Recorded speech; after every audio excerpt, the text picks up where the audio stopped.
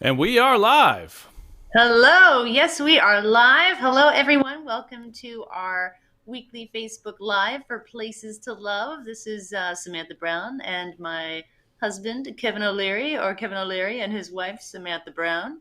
And this is where we talk about travel, about what's going on, about places to love. And we actually show one of our episodes and just kind of give you the backstory of what it's like not only to have a job in travel, but also what it's like to shoot a travel series. It's very different from just your regular kind of vacation travel experience. So we love sharing you the backgrounds of how we find people, what it was like to shoot the scene, maybe difficulties we had along the way, things that had to be cut but we didn't want to cut. So it just gives you a great kind of overview of what we do, and also get excited for our upcoming season starting January 6th or 8th. Where does it start? January 8th. Eighth, eighth, Yeah. yes, yes. Season five, eight brand new episodes coming your way. So we're going to be doing this every Tuesday until we go right into our brand new episodes, which I know everyone's really excited about. Kevin and I are actually coming to you from two rooms in our household because, just like everybody in the United States, we've had an exposure Yep. to, I don't know, Omicron. Is it Delta? We're not sure. So we're playing it safe. So we know that our Christmas plans go on without any sort of delay or hitch. We are really excited to celebrate Christmas with a lot of our relatives, and we want to make sure that we're safe. So that's why we're doing this sort of Brady Bunch thing. Hey, Kevin, look to your left. Look to your oh no, look to your right. Oh no, no, I do that. Oh, okay, hi, and then wave. Oh, oh, oh, oh. That's like the Brady Bunch thing. Hey. Hey, how's it going? It's all Sorry, right. I got there. I got there in the end. I probably wasn't there. Um, anyway, so yeah, so that's where we are. How is everyone doing? Obviously, the Omicron variant is really sort of wreaking havoc on travel plans, as well as just mental health in general. I feel like there's just a numbness to it all at this point. And while I was expecting these things to happen, we've been told that these waves are going to be coming. The fact that it arrives 1 week before everyone's trying to leave and see their parents and their grandparents and cousins. It really just, it's just such a punch in the gut, all the time. But I guess I'm getting a stronger stomach. I'm able to weather the punches a little bit more. But tell us how you're doing. Are you still going on with your holiday plans?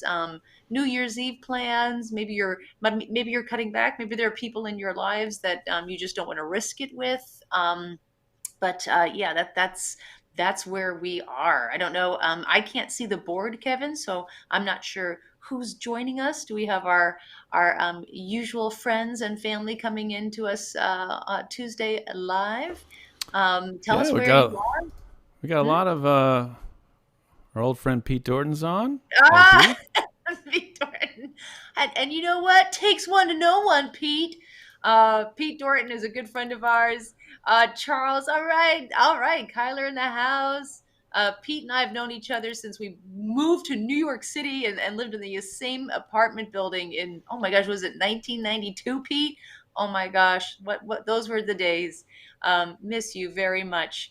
And what is Carrie and Charles drinking tonight? That they always have a almost a. Oh, I feel like they get slightly competitive with their cocktails and us. I feel like we put bring out it. what we want to do, and then they kind of up the game as per usual because that's just the great couple they are. They do everything wonderfully.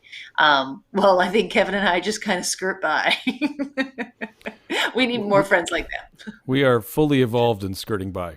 That's We are skirts. I have no you problem got it. skirting. David Dean's on. Colleen Casey's on. Hi, Colleen. Hey, Regina David. Kutkowski's on. Excellent. Yeah, we got Daniel Quitiero's on. Excellent. That's Brooklyn, bro. He's Stephanie Brooklyn, Cobb. right? He's actually in Western Mass at the moment, but he's Brooklyn. Yep.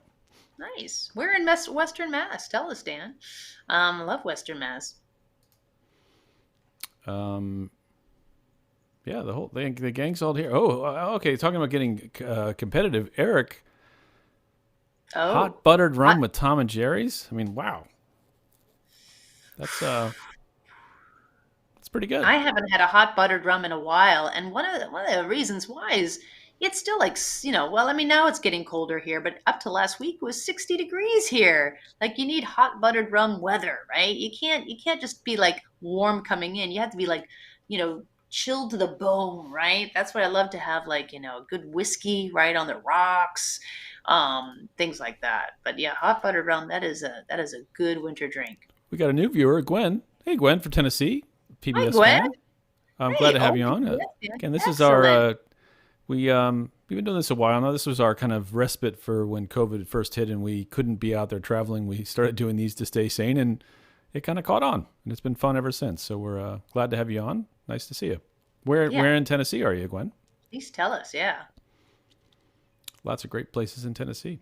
Yeah, I remember I was in one of my fondest memories of being in Tennessee, where I was at the Smokies, right? The Smoky Mountains, and I had to leave really early. I was with the Travel Channel at the time. I think I had to have like a 3:30 or 4 a.m. car pick me up in the Smoky Mountains and drive me to the airport.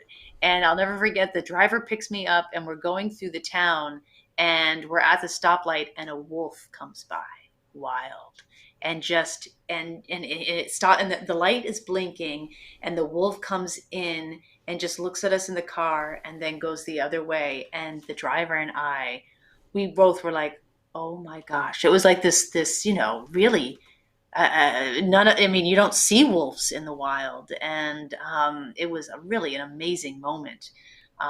Just really, it's always stayed with me that was in Tennessee. Tennessee's a beautiful place. Wow. Yeah. We Awesome. are going to be talking. Any other things, Kevin? Sorry, I don't want to cut you off there. Not like married Uh, couples don't do that all the time, right? we Aren't got I an being old nice? fan, Edward, who enjoyed your show since the first one, Great Vacation Homes. Great He won't say how long vacation. ago that was. That was like last. Was that 5 years ago? 6 years ago? Wait. I said 5 or 6, not 22 or whatever it was. I love having the vintage fans. Great Vacation Homes. Yeah, that was my very first series with the Travel Channel. I had no idea what I was doing, but I had a blast. It's still to this day one of my absolute favorite television series I've ever done, because I got to really spend time with people in their vacation homes. And it wasn't about being rich. It wasn't about having, the haves and the have nots and these like mega homes. A lot of them were little cabins or little places by the seacoast that teachers had saved their entire careers for and now had this special place. There was always a great story behind it. So I loved being with the people and meeting them. And I mean, they were really cool homes. But I remember we only did one season of that. And the only reason why, because it was a really successful show, was because you couldn't do what I did. You couldn't stay in the homes. They weren't for rent. Like now, oh my gosh, you can, anyone's home, you can rent right for a night with VRBO and Airbnb. But Great Vacation Homes was the beginning of it all. And yeah, so and just a hint, in a later episode in season 5, I don roller skates for the first time in like 38 years, and I recreate my rollerblade move in the beginning, in the opening of Great Vacation Homes. There was a special move I did on my rollerblades.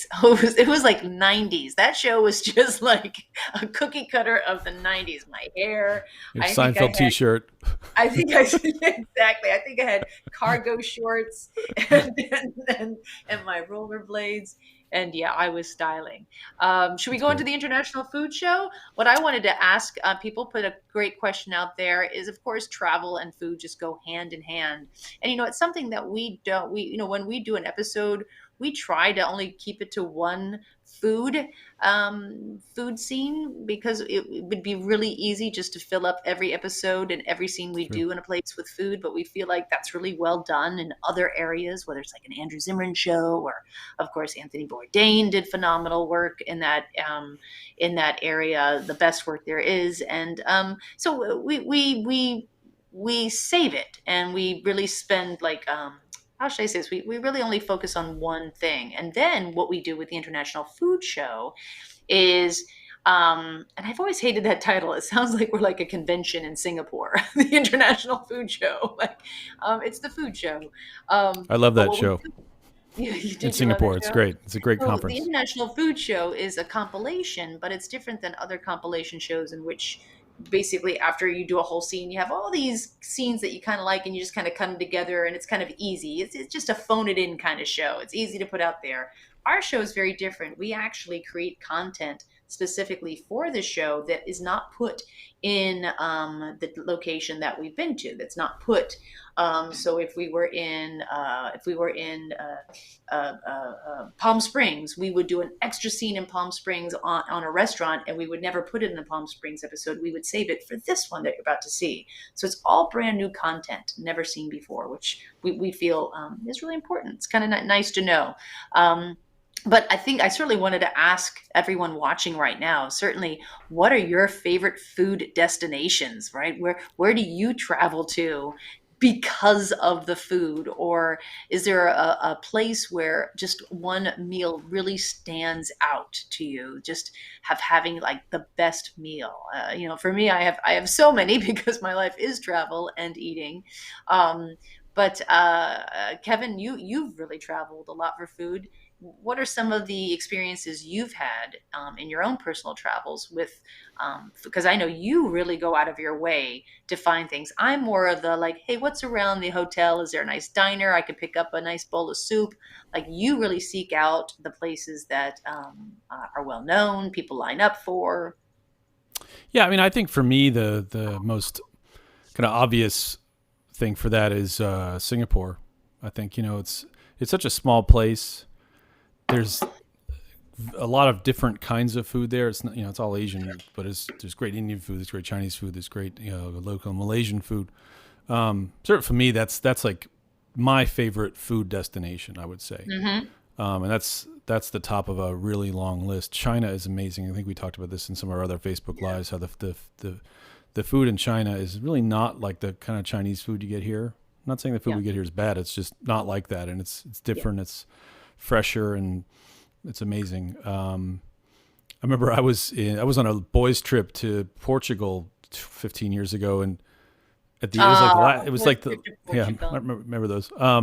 It was like the last night I realized I hadn't had bacalhau. And it's like that's like the Portuguese national dish, or it's a really popular dried cod reconstituted thing. And the guys I was with, I dragged them all around the town we were in trying to find the right place for bacalhau, and found it, ate it, and it was terrible.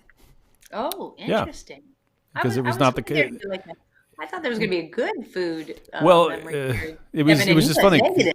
Well, no, because we weren't in Lisbon. This wasn't like the finest dining place. We were in like a beach, kind of resort town, and it was one of those kind of resort towns where there's more cheeseburgers than local food. So anyway, Hmm. but it Yeah, was yeah. still a fun story. I did that to you just in Bordeaux. Remember our croque monsieur safari we had? I dragged you Oh my around to God. like we were starving, and I spent an hour and a half trying to find a place that every place we had been to that trip had croque monsieur. I didn't have one, and then it was like our last day, and like all I want to have is a croque monsieur, and could not find one. Finally found one, and it was underwhelming as well, I guess. Well, yeah, Um, yeah. Everything was gonna. what's your favorite food experience? Oh my gosh. Boy. Oh my gosh. I loved Mexico City. I had a lot of really great food, and it was always just the the ladies selling things right off of their carts. The tortas, and just assembling everything there, and on go the onions, and there go the stewed meats, and I just love that interaction with them as well. Like you really see the person who makes that meal. I feel like that's where I really uh, I enjoy food the most. I would say that no matter what, and we've come upon this with our own producing this show. When we talk to a lot of people who are really proud about the culinary experience of that town or that city, it's always sort of something that's really upscale, right? Highfalutin. These chefs that are over the top, or just it's really an expensive meal, and we've always stayed away from that. I've never been attracted to spending a lot of money for a good meal. If if you're up there in like $500 for a meal, or $600, it's not something that really that attracts me. However, if it is specific, which you're about to see in this show, where there's a lot of care and it's so specific to where you are, and it's sort of this journey, well, there we go. That's something different. But it really has to have more than just, oh, it's the best French meal you'll ever get, and it's 10 courses, and there has to be something else that really gets us there, because in the end, it's there's a lot of really high end restaurants, Michelin stars, and it's more about, I don't know, what would you say? There's more. Well, what's the personal experience is what we're trying to go for. And so I think also, and I know we have a few new watchers today, and it's great. I think a lot of the things we talk about in this is a little behind the scenes and kind of how we get to the scenes we end up featuring, and then maybe within the scenes we do. And I'd say that a lot of times, not all, but a lot of times, those really expensive high end restaurants don't have the sense of place of that destination. Yeah. I'm not taking away that they're probably amazing food. It's not about that. It's just, I mean, I think I said this in one of our shows in Hong Kong, maybe, that they kept trying to push me into some fancy French restaurant on the top of the Ritz-Carlton. I'm like, no. Again, I am sure that I might have an amazing meal there, but I didn't come to Hong Kong to have French food. I'm sorry. Yeah. If you live in Hong Kong and you want to have French food, I get it. I'm not, there's nothing wrong with that. It's just, as a traveler, I want to have the best food from Hong Kong I can have. And if that's super high end, I think then I would consider it. Probably still not do it, because that's not really us, but it's still, the fancier it gets, the less it gets about that place. And it's more just who can put the most truffles in something, and who can overwhelm with the ingredients that are from somewhere else. That's what makes it special. And, that's not really us. We're trying to find something that's special about the place we're in. So Kevin, Mandy Groff, who's a milestone follower, by the way, that's an incredible title, says toasting you with local cider. Where's that cocktail, Kev? Thanks, well, I've been Mandy. waiting to change the subject. I was going to ask the question to our group. Did anyone make the Penicillina? That's the Spanish version of penicillin. I made a batch already out of Mezcal, and I'm going to go get mine going. I made yours is ready, Sam. It's right there. I know. I see it. It's great. This is kind of like, I don't know, that Food Network thing. He's making it, and then, I go right into the oven, and look at that. There's one already prepared. This is a beautiful drink. Kevin usually tests out his drinks 3 or 4 days before this. I see he all of a sudden he starts to concoct them, and then he'll give me little sips. And boy, this is a good one. And look at the ice. Isn't that beautiful ice? That's where I'm a big ice person. I don't know if I've shared this before. I've always wanted to start a company called Ice of the Month Club. And like every month you get a different mold, and then like water, special water. Maybe it's water from Iceland, or maybe it's water from somewhere in Scandinavia, and then Russia, and just different waters from all over the world. And we make ice, but that's really nice. So cheers to everyone. Cheers.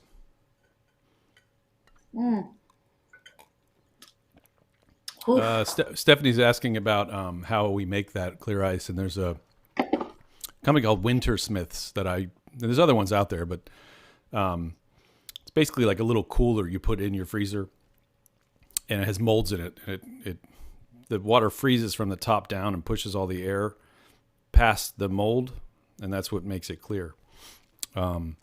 There's ways you can do that smaller for cheap, and then fancy things that are expensive. But yeah, so we got some rosé going. But one thing about the mezcal, before I forget, when I had a bottle I couldn't find, and I went to the store and bought this one called Yola, and it's entirely owned by women, and all of the people that work there are women. It's from Oaxaca, but it's like a female-owned, female enterprise. Everything's done manually. It's pretty cool. And is that's Mezcal, Kevin? Yeah.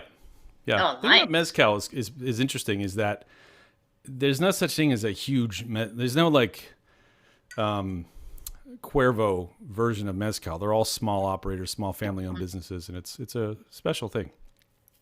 I just realized that this is a nod to our last scene of the International Food Show, right? Las having a Cabanitas? drink. Oh yeah, yeah, that's right. Yeah, Well, that's yeah, why I wanted to use mezcal because of that scene. Yeah. that's what I thought. Okay, all right. One last Just question kind of before looking. we start.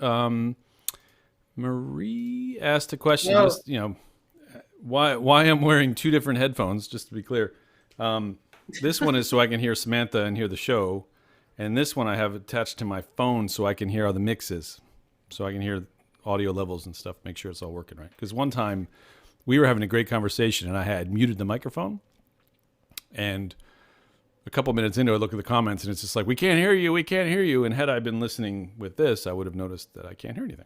So that's why I'm kind of every once in a while going back to this.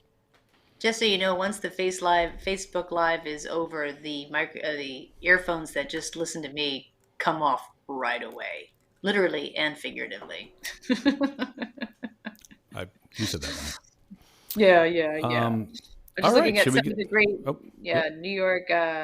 Jeff, we're enjoying a red wine from Ravines in the Finger Lakes. Nice, nice. cool. Cancel plans. Mark Bressant, cancel plans for Christmas in a Chinese restaurant. That's one of our family's traditions too. Not quite Christmas, but the next day. I know it's tough with the restaurants. Merry Christmas from Chattanooga, Tennessee. Um, let's see, anything else in terms of where people are love to eat. I just want to get that in there because some usually people have really great compliments of oh, new glasses. Yes, no, actually we've had these for a while, but yeah, they are pretty. I'm a big Well, there's a glass funny snob. story behind those glasses. I don't Maybe we'll think we tell have that. time for that, We'll but save we'll, that we'll for another save show. Um, it. all right. Jason Henderson is enjoying a diet wild cherry Pepsi. Well, I tell you, the Ooh. wild cherry thing is what makes that exciting. If it was Oh cherry Pepsi, yeah, but wild cherry, Jason, nice. it is Tuesday night. You gotta be careful. And Jason, I love supermarkets. I always like to visit supermarkets wherever I go. Wegmans is my favorite, but Kroger's is a close second. You have a Kroger near you? I mean, we don't have Krogers near us, right? They're more in the Midwest in Ohio, right? Is that where they are? But they've got their own brands are so nice. I love a Kroger. I haven't been to one in a long time. So yeah, I get excited about supermarkets. I'm a cheap date. Oh, All right, should oh we get God. started? Yeah, yeah, let's get All started. right. Food is a powerful connector to the world we live in. It's a source of joy that helps strengthen the bonds of family, friends, and even strangers. It has always played an important part of the travel experience, and some feel completely defines it. As with enjoying meals, we are also taking in the sights, smells, and sounds of the space food is created in. Together, travel and food offer a total sensory experience that no recipe cooked at home can quite capture. So let's enjoy this incredible partnership. This Places to Love is all about food. Whoa. I'm Samantha Brown, and I've traveled all over this world. So, this is the time when we talk about our sponsors a bit. And while we're waiting for to count up, just to mention that Samantha will be traveling on the Rocky Mountaineer in 2022 next year in May through the Canadian Rockies. And if you're interested in that, check out your local AAA travel agent or go to that website there, samb.tv/AAA. You can find out how to do it. But yeah, we're really excited about season 5. It's coming up in a few weeks. You still there, Yeah, we're Sam? working on Oh, it right now. Yeah. Yeah, and one of the things that really proud of is that all of our sponsors from season 4 renewed. Then about the most worst case scenario for a travel company and a travel brand, they all recognize the power of public television, and I think our show, and I was really proud that they all stayed on board with us for the next season. It's a great accomplishment, I think, for us and what we're doing, and we're really happy to have Fort Myers as part of that journey, and of course Alma Waterways. They've been with us since the beginning. Yeah. Oh gosh, we were talking to Christine, who owns Alma Waterways, and she was just on Alma Magna, which is my my river cruise ship that I'm the godmother of, and just knowing that my ship is going through Europe right now makes me feel like I'm right there because they were just in Budapest. So yeah, it's hopefully this summer. Hopefully this summer we'll be back there, and of course Rocky Mountaineer.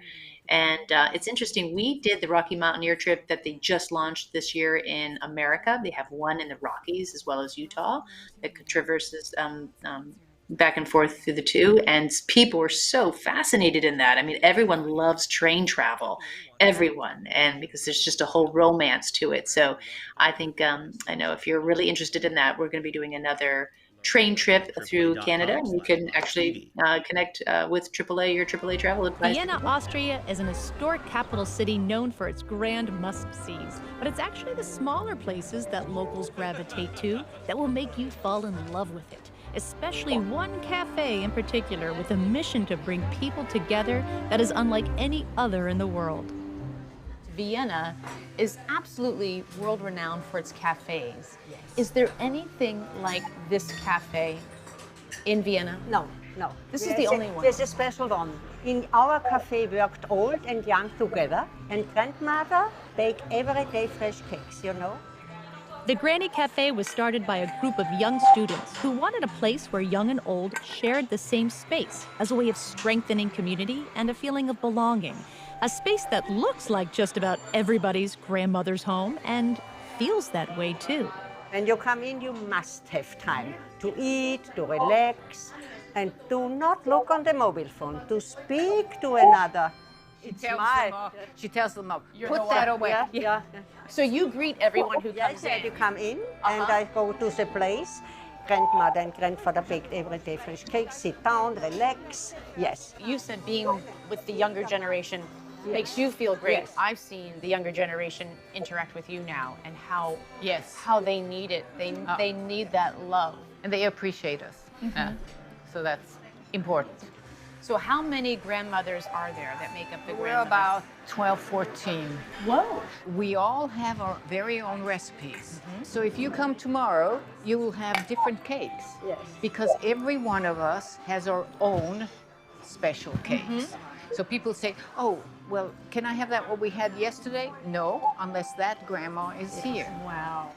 Since Judith was here, I got to try her special recipes, beginning with her apricot cake. This you must say good. This one she's been making for 40 years. What is this called? Gugelhoop. Guggenhof. Guggenhof. Yeah. I struggled with the pronunciations, but had no problems eating it. What is the cake you're eating right now? That looks fantastic. It's called Punschkrapfen. And this middle piece is made of leftovers, and they mix it with the rum. Oh, wow. But leftover cake, I mean, that's the ultimate grandmother recipe, right? You don't waste anything. Perfect, yeah. You became sugar. Whoa.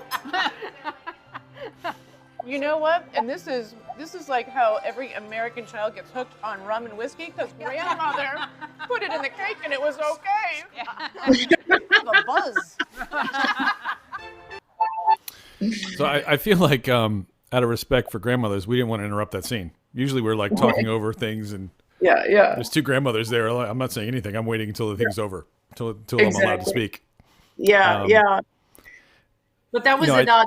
That comment in the end was a nod to your mom, Kevin, who you actually love of bourbon, because your mother would bake, still does every year. We'll probably get it soon, the bourbon cake. And it is loaded with bourbon. Like, I can't so she puts bourbon in the bat. It's a fruit cake that's full of bourbon. It's called a Kentucky fruit cake. I think Kentucky fruit cake. So she puts bourbon in the batter, and then that's not enough. She soaks tea towels in bourbon, wraps the cake with that, and then wraps saran wrap around that, and then changes it out every day. So the bourbon just soaks into the cake. So I was predisposed at the age of 4 to be a bourbon person, I think. But that I feel like we talked about that place recently, but I guess we haven't. Yeah. It's a really special place that the people that started it realized that, you know, that there's these pensioners in Austria and in Vienna that have nothing but time on their hands and kind of going a little crazy and would love the opportunity to talk to people and get out of their apartments, get out of their house. And there's some rules of being a pensioner, how much money they can make. And so they created this program that half the people working there were pensioners, retired people, mostly grandmothers, although there was a few grandfathers, I think, that were either kind of hosts and hostesses there or that baked their cakes. And then the other half were kind of Gen Z, Gen X people, that waited on tables and did stuff. And just the interaction between the two of them was pretty special. And just the care for that restaurant to really try to create something for, people of that age to have something to do. And it was a really special thing. I remember when we first were kind of told about it, it was like, I'm in. There was, I think it has more to do with that, Kevin. It wasn't just about, how do we engage with an older generation? It was a younger millennial generation feeling that same sense of social isolation that comes when you move to a big city. This is before a pandemic, but in Vienna, that's the big city, and they found that they missed their grandparents.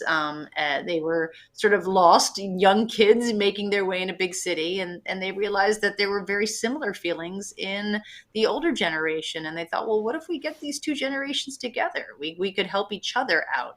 So there's a strong relationship of creating a community that's based on many generations, which I think is really important. We love that. And of course, Vienna is known for its cafes. And kind of going back to what we said about like really fancy restaurants, doing a fancy cafe in Vienna, I was like, okay, it'll film beautifully, but where's the personality? Where's the personal touch that I think Places to Love really goes out of its way to try to find? And the Granny Cafe, or the Volpension Cafe, which means full pension. These are people that have a full pension, so they can only work 20 hours a week. That's their cap. It was just a way to bridge that gap. And I think this is a business model that should take off in every city, everywhere, personally, in my opinion. I think even you and I have a lot to learn from people who are in their 80s and 90s. They know so much. They have so much to give, and wisdom that we just don't have yet. So I feel like for even a younger generation to benefit from that is really a win-win situation. Yeah, it's great. So highly recommend Volpension if you're in Vienna. They actually have a new location there, so they have 2 locations.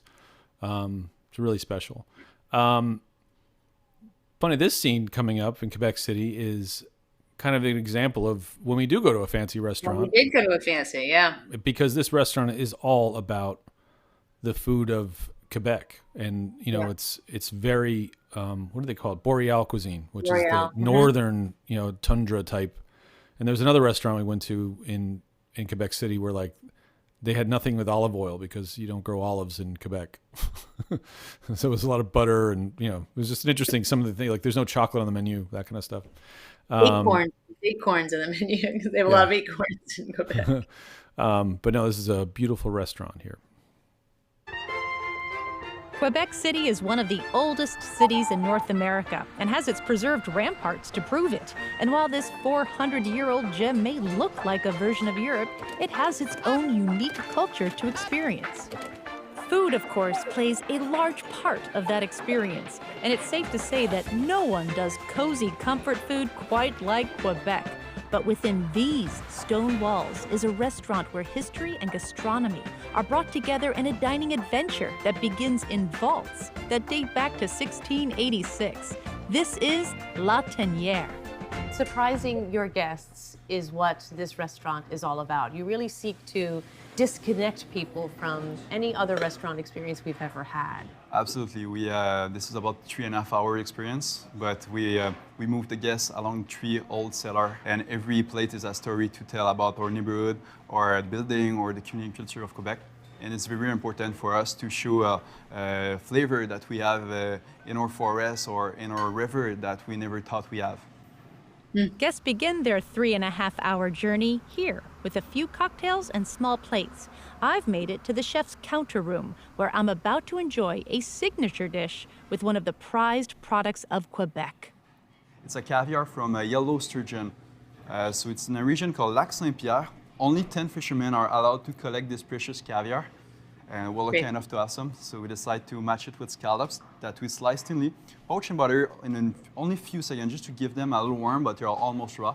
My goodness. It's interesting. So you really want people, when you eat at your restaurant, to sort of be deprived of our normal senses of what a restaurant are. There's no windows letting in any of the energy of outside. We're really enclosed. We can really focus in on this dish. Absolutely. And then there's no menu. So it really is this, I don't know, there's a sense of trust. Absolutely, we encourage our guests to trust us, but however, if there is any allergies or food restriction, we are more than pleased to accommodate them.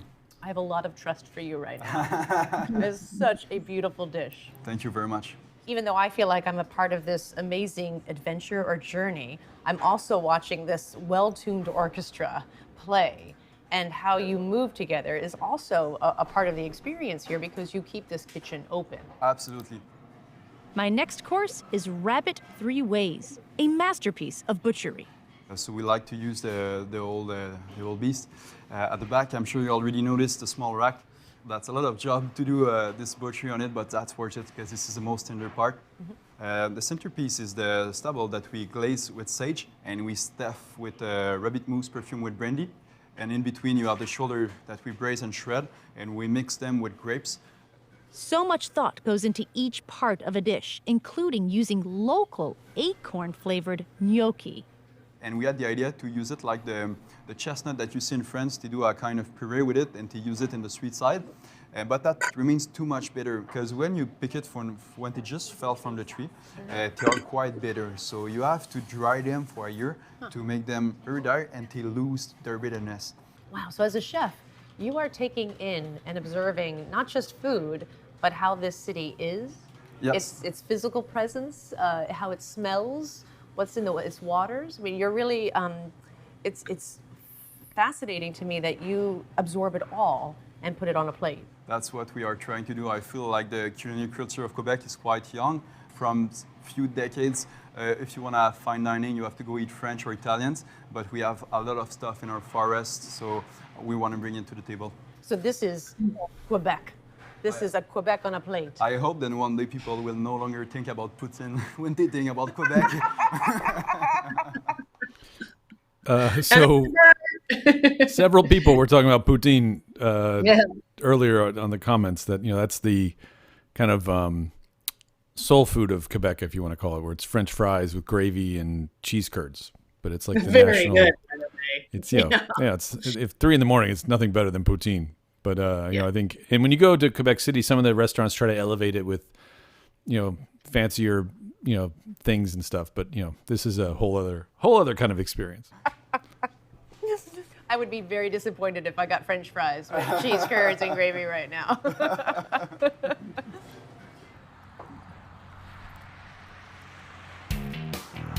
Phoenix, Arizona is a city known for its great outdoors, from its desert environment to its art to a setting for a 5-star meal. With year-round sunny days and stunning sunsets, some would say the city offers the whole enchilada. But this woman might disagree. What was your first tamale? What was the one you sort of, okay, I've got this tamale, now I can branch out? Beef. Beef. Marta Castillo owns the tamale store and runs it with her 2 daughters, Pauline and Maria, and her son, Eddie. So why do you think more people do burritos or quesadillas or tacos and not the tamale? Because it's very difficult to make it.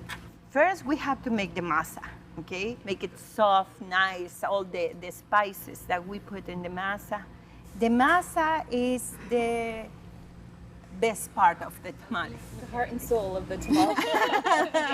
And then start cooking the meat with all the ingredients in the chicken. Also then our the salsas, yeah. we make the salsas, we soak the chiles, clean the husk, steam the tamales. The moment that you start making the tamales, it's gonna take 3 or 4 hours to have the product in your hands, no? It's a process of love. Mm-hmm. These 1.5-pound steamed bundles of love are handmade from scratch every day. There's no heavy machinery or mixers, just elbow grease. We just had dinner and I'm already hungry watching this. This looks Oh so my good. gosh, Kevin, do you know every time we've edited this, we've gone back and forth and put it in the we knew it was going to be possibly in the Arizona show, but like, no, it really should go in the food special. And my mouth waters like it right here. All of a sudden I start to, because I remember how it tasted when I ate those tamales, because you'll see, oh my gosh, With a it's little amazing. hip thrown in for good measure. The masa is a dough made with corn and spices, and it's different for every type of tamale, which Marta can size up in an instant. She'll be in the kitchen and she'll like maybe glance at one and be like, that one has too much red chili, or that one has too much oil, or that she doesn't even have to taste it or smell it or anything. The tamale store, as the name suggests, only sells tamales. But concentrating on one food item brings forth a huge variety of options. There are chicken and green chili tamales, pork and red chili tamales. There are vegetarian tamales, breakfast, lunch, and dinner tamales. And she has to figure out every ingredient, everything. And if she doesn't know what it is, she will not sleep until she's like, what was that? Yeah. Yes. I love tamales because it's a very beautiful representation of the family, all together around the table making tamales. The tamale means love. The Florida Keys offers one of the most iconic road trips in the world, and the enjoyment of food along the way not only plays an important role, but one that is key. For so many people, the first bite of key lime pie is the official start of their vacation in the Keys. Yes. It is the taste of I don't have to work. It is And the then you taste don't of have to sun. worry about sugar and anything. Right. Because we're on vacation. Right, exactly. Tonya and her husband Roberto opened Blonde Giraffe in 1999 as a vegetarian restaurant. But when their key lime pie kept winning awards as the best in the Florida Keys, demand skyrocketed and, well, a decision was made. Now everything on the menu is key lime, with their pies being made right here. How does that change the taste of the pie that you're using key limes and not just your regular store-bought lime? Well, I believe like the tartness, it's a little bit different. Yeah, when you taste it, you realize, like I realize when it's lime or key lime. Adding to the distinction of Blonde Giraffe's key lime pies is the company it puts you in. And if the idea of eating key lime pie surrounded by chickens and bunnies seems odd to you, then what can I say? You've been working too hard and you should take a vacation in the Florida Keys. That makes me laugh every time. It's just like, you should just go to Florida Keys. Like, you're doing it wrong. I love that. You're doing it wrong. You should go to the Florida Keys. And I remember when David Dean, it was his voice doing the voiceover, and he nailed that delivery. What do I say? You got to go. And I could never do it. So I always hear David's voice doing the better read than me. But yeah. You will, however, have a controversial decision to make. Key lime pie with whipped cream or key lime pie with meringue? In the history, you see that on a boat, they had eggs, they had milk and crackers. They could not make the whipped cream at that time. And then with the egg whites from the eggs, they made the meringue. I see. But of course, people like it also with the whipped cream, but the meringue is the best. Yeah. I'm going to have to try both just to be fair. And you know what? Maybe I should try the chocolate dipped key lime pie slice as well, just so we're not picking any favorites and people watching aren't going to get upset. Is that okay? Of course. All right. Okay, back to the first one. The city of Budapest in Hungary is one of the great capital cities in the world, equally romantic and mysterious. It's a city of electrifying energy, where interiors astound, baths renew, and music invigorates. You will definitely work up an appetite, and when you do, you'll come here, to the Central Market. I am Marti Bedő. I like cooking, eating, and hospitality, and I organize a lot of culinary programs in Budapest. So this is an overwhelmingly large space. And not only do you have this main thoroughfare here, but then there are these wings off to the side. And all of this is food? There are 3 floors, and in this, the main floor, but on the balcony, there are the place where the people can eat the Hungarian dishes. And in the basement, there are some fish shops and the pickle stands as well.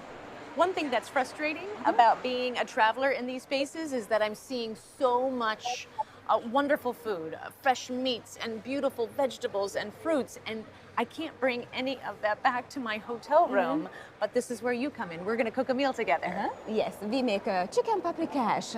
Chicken paprikash. Yes. Oh, that sounds wonderful. Yes, so we need some tomato and pepper and onion. All right, I'm your assistant, Marty. Let's go. Okay. Yes, this is a traditional yellow pepper. Okay, but it says paprika. Paprika, Whoa, yes. okay. I've never seen a fresh paprika. So when we were putting this together, you know, the probably the most famous dish in Budapest or Hungary is goulash. But the goulash we're used to over here is more like a stew. As over there, it's truly a soup. It's basically kind of a meaty stock with pepper, with the spices in it, and a bit of meat and stuff. But we thought this was kind of a little more interesting with the chicken and the sauce and stuff. Oh, I love the smell. Oh, beautiful. Yes.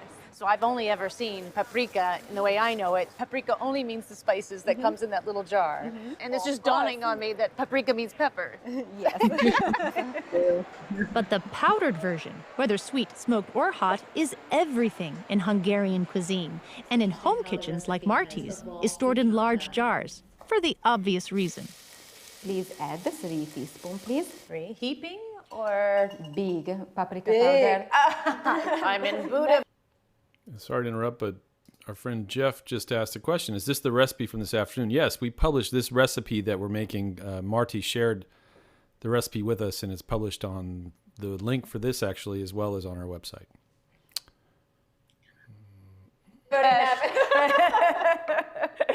So Yes. look at that color. Look at that brightness. Yes, it's enough. Thank you.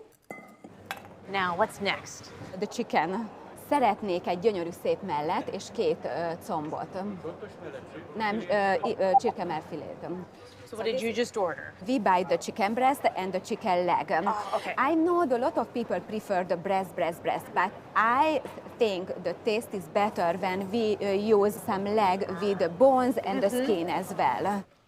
And now we add the chicken pieces. Okay. Please. So please add the vegetables to the sauce. Okay. The juice of the vegetables adds to the dish as well. Yes, of course. The dish takes 40 minutes to simmer, and when finished, will be served with fresh pickles that we found earlier at the Central Market, which is so expansive that it has an entire section devoted to them. And you can see there are a lot of different... So this is the basement of the market, and the entire floor just reeks of the best pickle smell you've ever smelled. It's amazing. It's just pickles everywhere.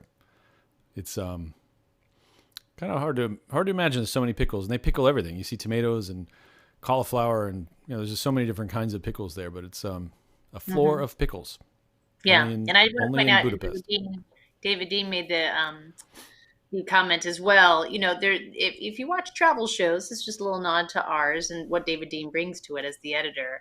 What they would normally do is you would normally see more of a linear story being told. So I would go to, behind the scenes. I would go to the market and we would just edit the market, and then we would be at Marty's house, and that's how it would play out in the show. And here, the way David Dean is just so wonderful is we go back and forth to keep it interesting, to keep it more dynamic. And that's harder. That takes a lot more time to understand where those entry and exit points are. And then, of course, then we have to edit it down. We kind of do what we absolutely want if it was a 10-minute scene, and then we start chunking away, and now the pieces have to fit, and the puzzle still has to fit together even though we're removing big pieces, and that's just David. Whenever we're in a pickle, David, you come through. There we go. Version. Great selection. This is a cucumber, and you know this, and the different chilies and the cauliflower. And lovely. Do you know what is this? That What one do you right there, think what it is? A lime. No, this is a baby watermelon, the pickled version. Pickled baby watermelon? I have never heard of that. Oh, I love this. So this is unique to yes, I Budapest think yes, or Hungary? and Hungary. So our 40 minutes of simmering time is up and the paprikash sauce has cooked down. Marty adds some heavy cream and then we strain it over the chicken. And the texture, the sauce Becomes silky smooth. What's great about this dish is how simple ingredients and an easy-to-follow cooking method delivers an incredible taste and a meal to remember an entire country by. One thing to add that's really important is that Marty does kitchen tours. I mean, she literally, it's called, her site's called the Kitchen Pixie, I think. Kitchen Pixie. And you basically can book a tour with her. Well, she'll take you to the market, do exactly this, where you go and pick things out and go back to her. It's actually not her apartment; it's an apartment, but she uses it just for these kind of tours. It's a big kitchen, and it's a really nice experience. And she's lovely. So next time you're in Budapest, look her up. Yeah. Absolutely. And someone made the comment, actually, Lynn Carolyn Dunn made the comment, have we kept in touch with these restaurants and are they still open? And yes, they are. And Marty's still doing tours. I mean, of course, they were down initially with the lockdown, but everyone's come back. So look them up. They're all listed on our website, easily clickable through so you can, book directly with her next time you are in Budapest. I highly recommend it because, again, like I said, you go to those food halls, and it's just filled with incredible ingredients that a lot of times we can't bring back to our hotel, or the dry ingredients we certainly can bring back, and then recreate meals that we learn about with her. Yeah. Oh, that is so good. It's fantastic. Dutchess County, New York is where you'll find the city of Poughkeepsie. And there's a former church here where you can experience the culinary vibrancy of Oaxacan cuisine. This is La Cabanita, where chef and owner Vicky Pinello has been at the helm for 20 years, cooking her grandmother's recipes. Her cousin, Elvis Pinello, has assembled the finest collection of mezcals in the region. And I sat down with both of them to learn about this family business, where 100% authenticity is everything, starting with how mezcal is actually served. These are how you would traditionally drink mezcal. Yes. So you don't drink it in a glass. Exactly. So in Oaxaca, tradition is to drink mezcal as in a sipping kind of motion. I wasn't gonna chug it. You should definitely not chug it because mezcal is a very good teacher as well. It's taught me many valuable lessons. And if So this is like, pandemic shooting at its finest, or maybe not so fine. This was shot like we put last October, before a vaccine, before anything. So we were 12 feet apart. I look like I'm judging them in some sort of food contest, but that was the only thing we could do. And we just really hoped that the heart and soul of Virginia and Elvis would come out in this and their food. And you wouldn't notice the odd kind of, distance between us. But remember when we put those dates there, Kevin, because we no longer do that. We were so concerned that people would see this, because this aired, last year, beginning in April, people would see this and be like, how are they together? They don't have their masks, and get upset that we weren't practicing social distancing. And so we wanted to make sure people understood when things were shot. And now that point is just moot, right? I don't think anybody cares anymore. But at the time, it's funny how we've had to adjust shooting a travel show in the time of, either an uptick or not, or fully vaccinated and we think we're living large and, oh no, the Delta variant comes in. So we have to shift all the time, understanding that it's going to air in a very different time. And so I don't think I'll ever do that again, where we point out like the dates, but that was something that we started to see in other shows as well, because it was just right after, right? It was a little more fresh. And people were very, there was a huge sensitivity to being with people and just laughing. I would show pictures of me like from 4 years ago. People were like, where are your masks? I'm like, it was a picture shot. So just to kind of, be done with that. So people would just enjoy the show and not be so distracted with, we wanted to, just kind of point out that we were exercising certain protocols at the time. So I remember to kind of keep myself busy, I ran a third angle with a wide from the side so I could get both of you guys in the shot. And it was so ridiculous, it was never used, because you could see the 12 feet and it was just like, what are we doing here? It's kind of crazy. Yeah, I know, exactly. It's hard. And Veronica Savage Vinner says, was this from last Tuesday's episode? Well, it was shot during when we were shooting in Dutchess County, because it's there. but we actually shot this as an extra scene to be in the food scene. So we knew right when we were shooting it with Elvis and Virginia that they weren't actually going to be in the Dutchess County episode. They were going to be in the food episode. So that's why they weren't in that episode.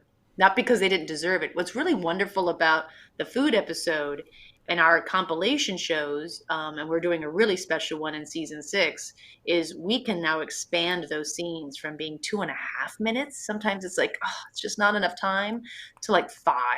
And so they get a lot more time. We can really understand their story a lot more. So we love when we get to give it the food special treatment. If you don't have respect for it, like my grandfather said, it will make you show it respect. I have a lot of respect for this. I'm going to sip it. Salud. Salud. It gives its gifts. It tells you its secrets. It tells you where it's been, how it's been made. The mezcal goes perfectly with a platter of sopas, quesadillas, molotes, flautas, all homemade Oaxacan street food. What makes Oaxacan cuisine so unique? What makes that so? Well, most of the ingredients are roasted or sun-dried, sun-dried, caramelized. Some of them before you blend them. Being a chef and owner in a new country was difficult, but Vicky had a mission. When we opened, I felt like it was going to be very hard, but the American people has accepted it so well. They love our food. It's different to what was commercialized for them. You know, like sour cream, pico de gallo, and it has no flavor at all. It is really not Mexican food. So already this looks different than a quesadilla that I'm used to, which is usually 2 flat. Okay, so this is the flour traditional tortilla Oaxacan? one. Yes, the traditional quesadilla. Okay, and what's in there, Vicky? It's cheese, epazote, onions, and be careful, it has pepper. A little bit of jalapeno. A little bit of jalapeno. Fantastic. I know that. Those are my favorite. From the very beginning, we wanted to kind of stay true to who we are, continue our traditions, but embracing our culture, and it's led us down this path. And we're happy to share in the uniqueness of everything, and that's what makes it so special for us. And we just want to share that with the world. I don't think we mentioned it much, but the town we talked about this last week, but we have a place in Dutchess County, and we've been there 12 years now. And we had no idea that Poughkeepsie has like the 2nd or 3rd largest Oaxacan community in America. Like I think New York or DC's got the number 1, as you'd expect, and maybe Chicago or something like that. But for a small little town, Poughkeepsie is a huge Oaxacan community there, and they have their own festival in the summer, and there's lots of Oaxacan restaurants. This is one of the best ones. But it was one of those things like, what? Like, I've been to Poughkeepsie hundreds of times, and I had no idea. So it was just great to actually meet them and understand their story a little more. Yeah. The South Island of New Zealand is famous for its bigness. People travel from all over the world to experience the mountain peaks that astounded us in the Lord of the Rings movies. But one of the gateways to that bigness is a small bayside city called Nelson, where I found a more down-to-earth establishment where a convivial sense of community can be enjoyed along with a pint. The Free House, is it a pub or is it different than a pub? The Free House word means, or the term means, we're untied to any brewery. So we can buy our beer from anybody we like. We don't have contracts with any brewery. We can serve what we like and do that. But the concept of this Free House was based quite a bit on the English-style pub, where it was everybody's living room, and you converse, and you have a couple of beers, and you chat. That's the aim of the whole of this Free House. It started with a Friday night every 3 months, and we just made a pop-up pub, and we bought beer from all over New Zealand, and we tried to show people that there's really good beer out there. We were hoping that somebody would see that, would think, there's a niche in the market, I'm going to open a craft beer pub. Then we would have somewhere to go and drink, and we could sit back and get on with our lives. So you actually thought that people would just someone would see your enthusiasm, just create a place like this for you, that you could hang out in. Yeah, exactly. So did that person ever show up? No, they didn't turn up. So. Interesting where this country really was put on the international map because of wine. Yeah. Did you feel like you ever got overshadowed because of the wine industry? No, I think it's a good thing. Yeah. It's complimentary. We've done it with wine. We're doing it with beer. You know, we'll do it with mussels, you know, food. New Zealand's actually come a very long way in a very short period of time in regards of artisan product and flavours, and we're developing quite a sophisticated palate, which is rather lovely. Well, I know you've made a lot of people here very happy with what you've built. Yeah, thank you. No, I hope so. We've tried to make a community centre for people that don't normally get community centres, you know, and it's not tied to any corporation yep. or philosophy other than conversation and being together with people. It's all about this relationship, you know, and that's what we're about. This is just the bit that allows us to pay the rent and tasting it while we're doing it. Yeah. Cheers. Cheers. Yeah. Elko couldn't have said it better. Whether it be food or drink, their undeniable power is the relationships they foster. Sharing a meal breaks down barriers, shifts our perspectives, and gives us permission to let our guard down enough to get to know each other and ourselves. Maybe it's simply because with full mouths, we are made to listen, and listening to someone to understand, not just to respond, is one of the greatest acts of empathy there is. May we never again take for granted the time we have enjoying a meal together. Sitting across or side by side, mouths full and eyes wide, a place at the table is undoubtedly a place to love. Wow, every once in a while I can write a good close. That was very touching. Very nice. Yeah. It's funny when I haven't seen shows in a while. It's nice to see it with a fresh eye for me, and I just sit back and enjoy it. Where, like, and as David Dean and Kevin know, we're now in like the critical stage where we criticize every single shot and everything said, and it's hard. It's hard all of a sudden now to have. It's what's nice about this is now we just get to enjoy the work done. But it's tough to get to that point, and it was nice. I loved Elko. Elko was the owner of that free house, and he just what a lovely man. He and his wife are just telling me about how they go camping and their kids go camping out on the beach, and it's like 20 of them, and they get vans, and they have those vans that have like then the pop-up tents on top, and they set up grills. He's like, and just for 1 week, the kids go wild, and we just cook out and drink beer. And I'm like, when can we move to New Zealand again, Kevin? Why are we still here? I know why we're here, and I know why we're not being allowed back into New Zealand. See what Jeff wrote. I feel that when Kevin and Samantha finally retire someday, it will be New Zealand. Jeff, have I name dropped a lot? And what I'm hoping is that, we'll get maybe like honorary citizenship. They'll just love us so much, Kevin. Elko even said, you bring your kids here and we'll all go. And that's our first trip that we go when we can finally go internationally somewhere big with our kids. It's going to be New Zealand. I have a special love for that. Cindy Scott said this is one of her favorite shows. Thanks, Cindy. Really? Thank you, Cindy. Thank you. It's a great show. And it was made, and you can kind of tell by the writing of it from the beginning and the end, it was made during the real, the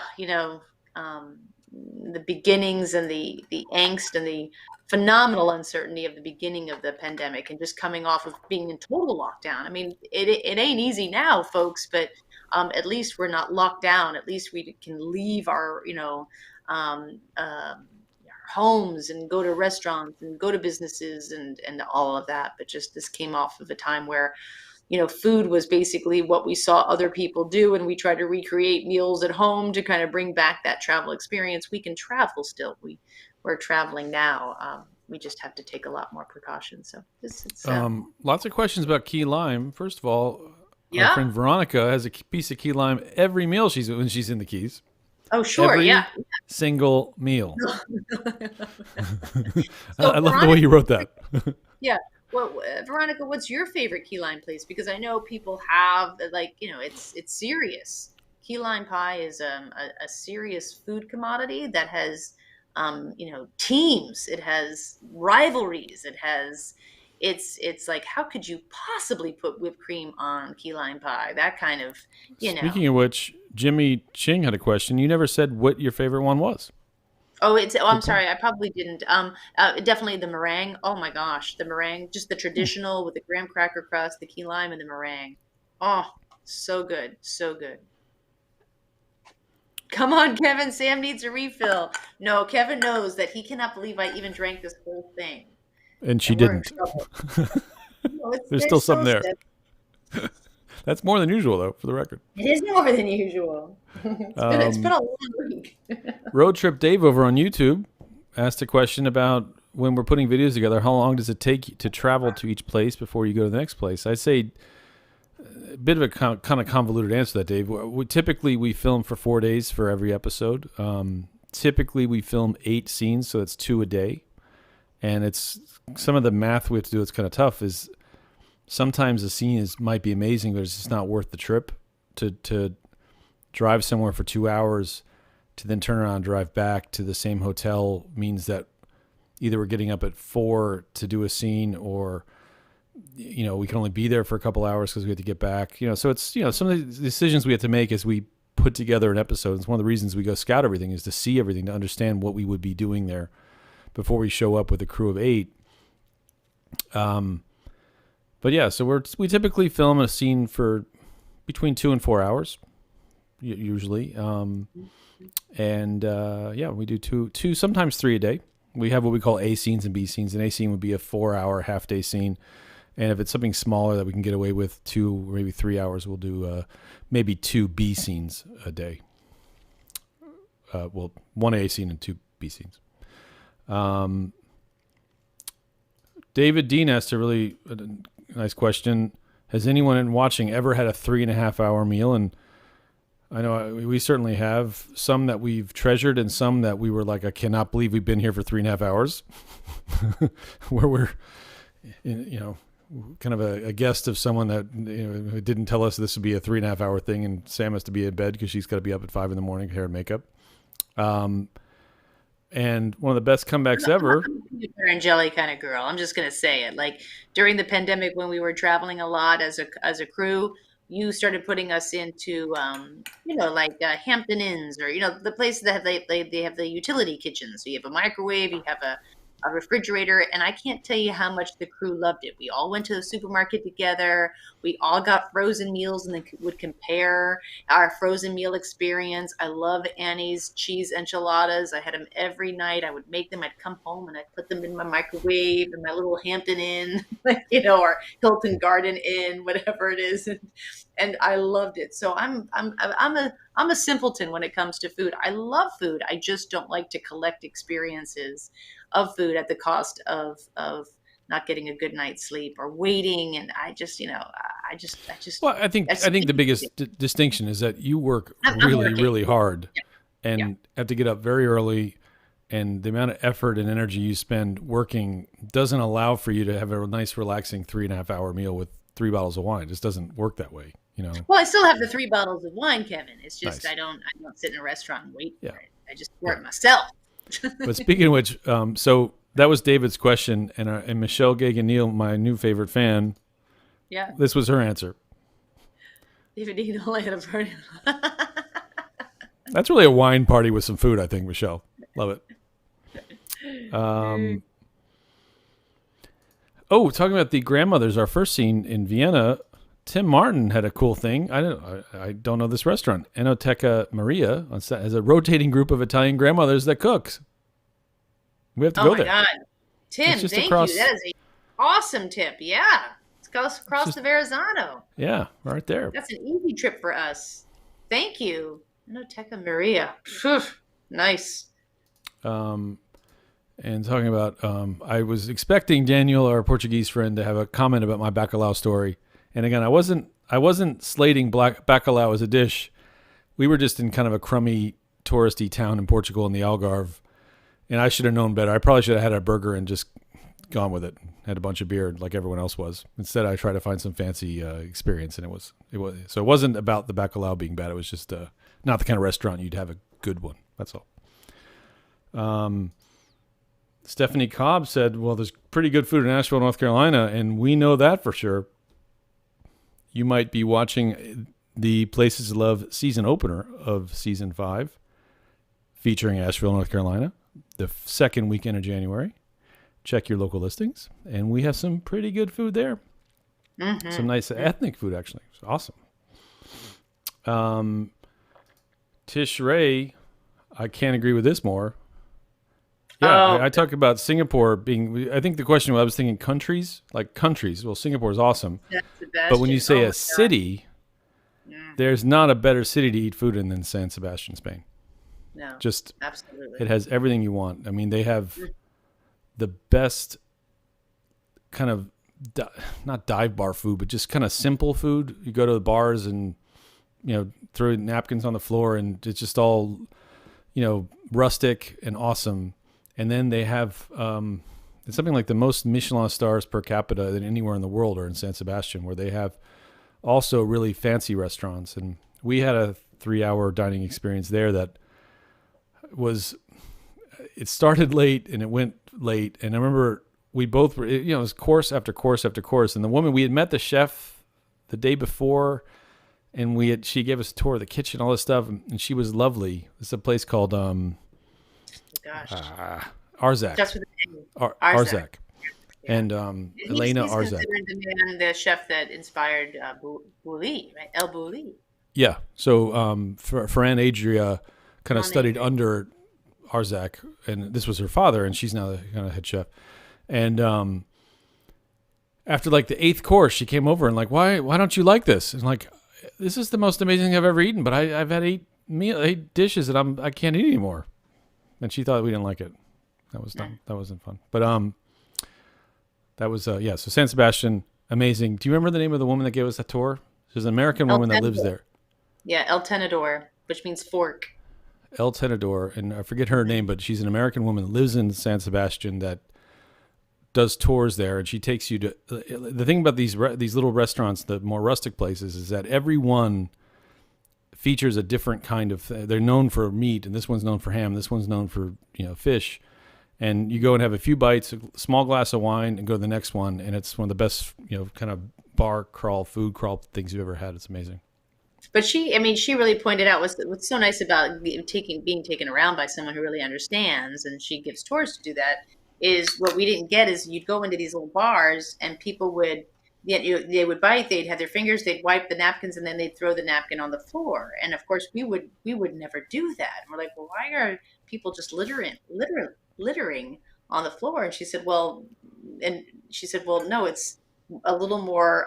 It's a little less sanitary to use the napkin and then put it on the counter that everyone's eating off of. I'm like, oh yeah, you're right. So just those little things that you realize, oh, we do differently. We wouldn't know to do that.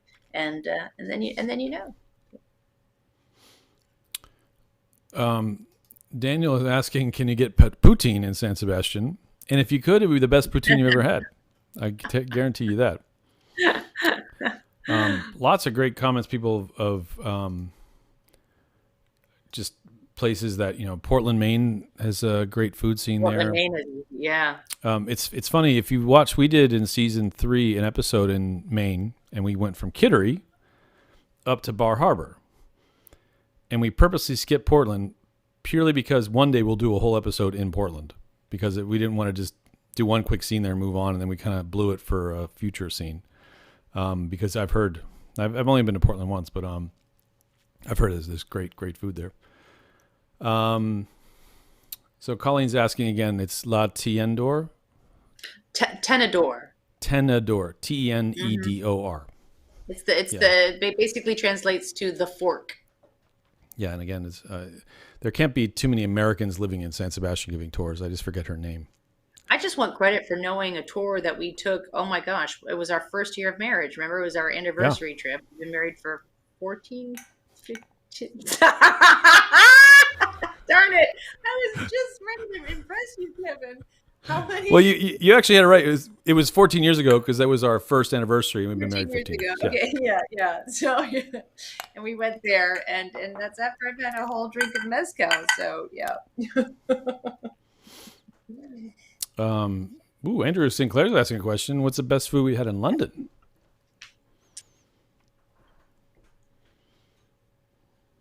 It's been so long. I would say for me, I used to live in London, so it's kind of cheating a bit, but if you go to like a fish and chips place, I mean, every restaurant you go to will have it, but there's certain places that only do fish and chips.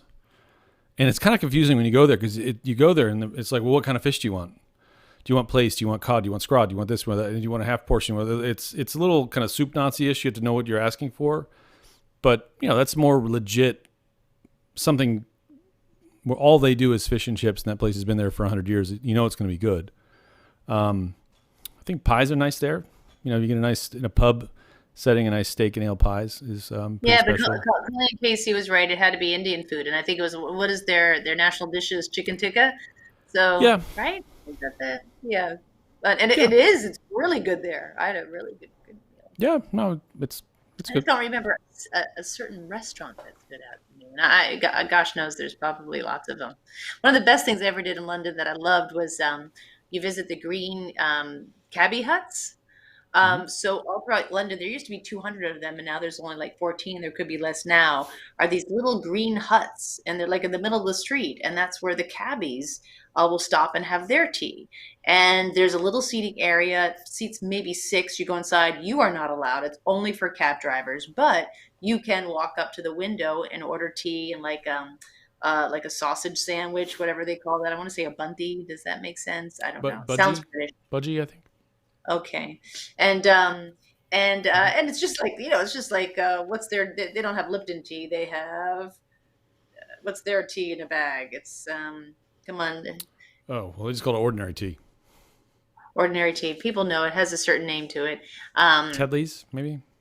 It's not Tetley's. But so you can order tea, just like what the London and everyone knows London cabbies. They're famous. So it's really cool. It's just kind of a slice of life that you get to be a part of. So you can go to the what is it, the suffrages, and have tea there for 120 Fortnum Mason, pounds. all those places. Yeah. Fortnum Mason, or you can just go where the cabbies go, get a nice cuppa. Twinings, PG Tips. Yeah, Twinings, PG Tips. That's what I was thinking of. But Twinings is another one. But yeah, PG Tips. I think I've heard is like their. I remember I went to when I first moved to London. I went to Harrods with friends of mine that were in town, and I bought like a 2-tin pack of like English breakfast tea and Earl Grey tea. And I remember the first time I had my friends over, like, "Hey, you want tea?" Like, "Yeah, I love some tea." Great. Well, I got English breakfast and I've got Earl Grey. What would you like? They're like, "Oh, we'll just take ordinary tea." I'm like, "What's that?" I got English breakfast tea and I got Earl Grey tea. I didn't realize there was a whole category just tea, and that's what people really drink over there. Yeah. Sunday roast. Bill Johnson said the best meal he had in London was a Sunday. I bet you that sounds fantastic. Sunday. Every good pub is a Sunday roast. Yeah. Yeah. Anything roasted is. But that's only on Sundays, though. It's truly a Sunday thing. I wouldn't have it on Tuesday. No. Favorite Moroccan dish? Well, I actually submit that both of us have not been to Morocco, but we've certainly been to Moroccan restaurants, and my favorite ingredient is certainly preserved lemon. Anything with preserved lemon in it, it's awesome. Yeah. I even make cocktails with preserved lemon. It's so good. Wow. We even have a tagine. Yeah. Yeah, we do have a tagine. Boy, it's an overwhelming question. Favorite restaurant in Brooklyn? I'll let you do that while I get some other questions. Oh boy. Anyone that delivers in 10 minutes. Our favorite restaurants. I think one of our favorites. We've gone on a date a few times when we finally get to go on dates. Al Dila, which is this really phenomenal Italian restaurant. And it's more. What would you say? It's more northern Italian. It's actually Venetian. The owner's from Venice. Okay, yeah. I'm sorry. Yeah, Venetian. And so, so it's not your typical tomato sauce, puttanesca. One of my favorite meals is they have a beet ravioli with poppy seed sauce. It's just phenomenal. So it's really special. Other than that, where did we go? Didn't we go somewhere recent? Did you? When was the last time you and I went out on a restaurant in Brooklyn? What can I tell you guys? It's pizza. We love our roasted chickens. We get that. We get Mexican food. It's unfortunately uninspired, mainly because we're really busy people who never get to go out to eat. But no boo-hoo to me. I'm sorry. I get to travel. I love it. But when I'm home, it's just like, but what cereal do you want tonight? Do you want clusters or squares? Yeah. Do you want clusters or squares? But there's a lot of great restaurants in Brooklyn. We just don't get to go to them. H. Flores, love you since great hotels. Went to Madrid, had tapas at El Mercado San Miguel. Nice. So many food vendors. That sounds awesome. Yeah, that does sound awesome. Oh my gosh, yeah. Yeah, that's when there are food vendors, I can't handle it. Like you just want to eat from every single one, right? I mean, you're overwhelmed by your senses and what you're seeing, and yeah, it's actually harder to eat at like food halls and where there's food vendors because everything looks so good. You want to try a little bit of it all, as opposed to just like sitting down in a restaurant and having that menu. Yeah, speaking, you were talking about London, and just remind me of Borough Market, which is certainly in London an awesome market with just great vendors. And, remember the last time I was there was this guy that I'd never seen this before, like it was a sausage rotisserie. So he had these sausages sitting on this kind of rotating around these little things. And it was like, it had a heating element behind it, kind of almost like a gyro thing does where it spins around. They have that heating thing. But, this is the stuff that just gets me as far as I'll never forget this. Underneath it on the shelf, he had burning a pile of rosemary, and it was just smoking. Oh. And like the rosemary was like, yeah, I'm getting that. Like just this smoldering rosemary bush kind of thing underneath it. That the smoke was going right up into the sausage. I'm like, yeah, that's pretty awesome. But Borough Market's really, really cool place. All right, I think any last questions here? Lots of good questions tonight. People love food. Yeah. Kid-friendly restaurant in Vegas. That's a tough one. I went to a great restaurant in Vegas the last time I was there for a conference in June that it was called the Italian American Social Club. And you don't need to be a member. You can be a member, but you can just go in, and it's nowhere near the Strip. All the best restaurants are not on the Strip. They're at least the real restaurants. There's a great steakhouse called the Golden Steer that's been there forever. But it was this kind of like, they had like a lounge singer in the corner singing, and just the owner was walking around talking to everybody, and they give you a little shot of limoncello at the end of the meal, and it's like a real authentic place. It was great. The Italian American Social Club. My friend Amir brought me there, and he was on earlier. I don't know if he's still on, but that was a great place. Carol Kinney's saying we should go to Western Montana. We might be going to Montana next year. Not Western Montana, but Montana. It's true. Montana might be in the works. Yeah.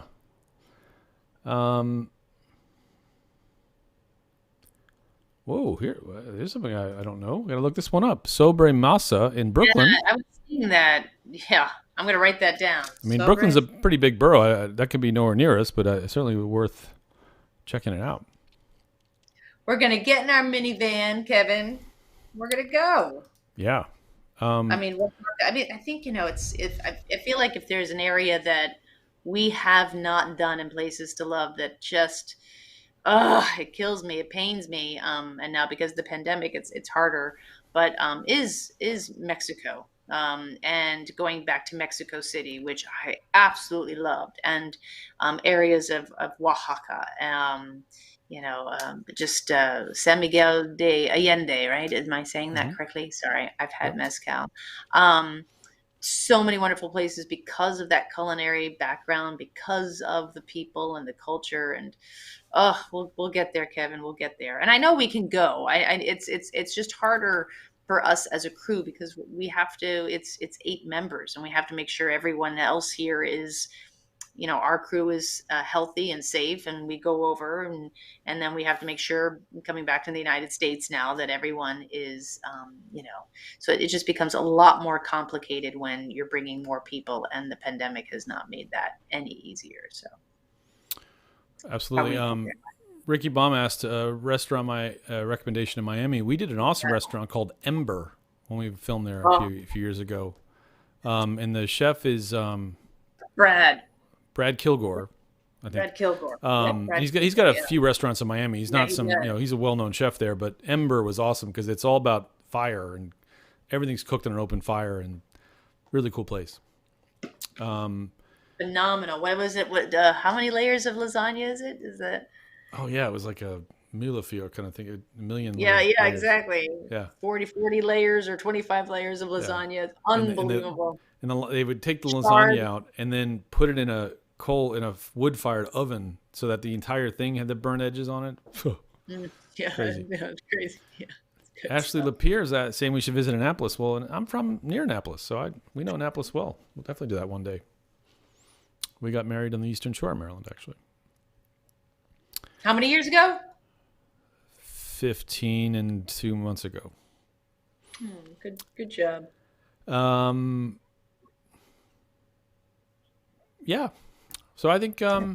Why don't we say good night? And next week, really exciting, we'll be talking about Fort Myers, Florida. Very exciting. Oh my gosh, is that coming up next week? Yeah, that's next week. Perfect timing. Nice warm place, beautiful ocean, seashells. Oh my gosh. Great people. I was just there like a month ago, 2 months ago back. Oh, phenomenal place. Yeah, and so we'll be next Tuesday at 9:00 Eastern talking about Fort Myers. And until then, wishing everyone a oh my gosh, fun. a happy and healthy holiday. Yeah. Merry Christmas. Bye. Night.